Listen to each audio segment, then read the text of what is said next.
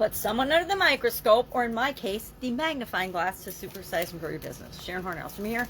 And our idiom today is to put someone or something under the microscope. And this idiom, the actual origin of the idiom isn't really known or described, but of course the microscope was discovered in 1585 by a spectacle maker, an eyeglass spectacle maker, by the name of Zacharias Jensen, it looks like.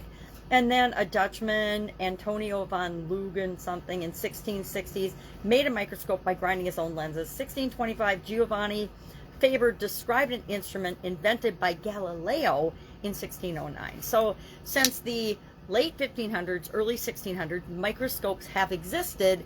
Therefore, I'm sure people have been putting something, slides, etc., anything under a microscope since then.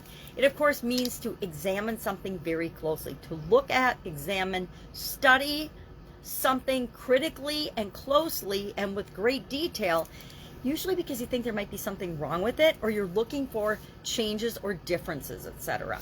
So what kind of things should we do this for in our business? What things should we put under a microscope when it comes to growing and building and supersizing your business? And I have a few ideas about this. I think relationships, processes, procedures, standard operating procedures in our business should be put under a microscope at least once a year and reviewed to make sure that they're current and up to date, and they're the best possible processes and procedures and automations for our business right now.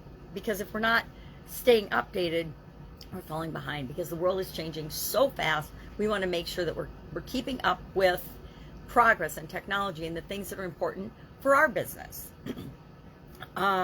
Strategies, plans. Again, there's most things in my businesses get an annual review at the very least. Sometimes it's more often, or whenever there's a change in the business or in a department, we do a process review. We look at our processes and procedures and we say, does this make sense?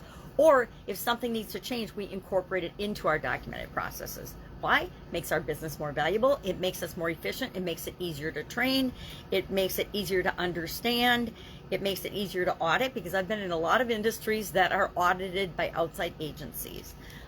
We want to do the same thing with the culture of our organization. And this is one of the hardest things for us personally to look at and judge and be, or assess, let's say assess instead of judge, and be open-minded and realistic about, right? Because it's our baby. But it's also one of the most important things, because it has such a huge impact on our results, on our impact, on our relationships with our customers and with our people within our organization.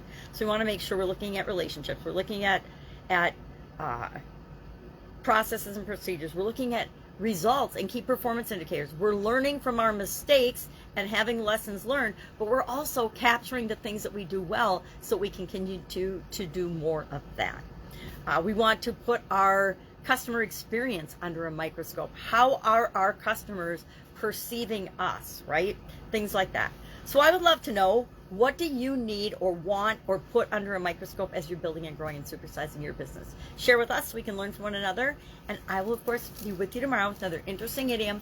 What does it mean? Hopefully where it comes from exactly, and how might you use it to grow and build and supersize your business right now. Any questions, hit me up. Otherwise, have a fantastic day. Bye.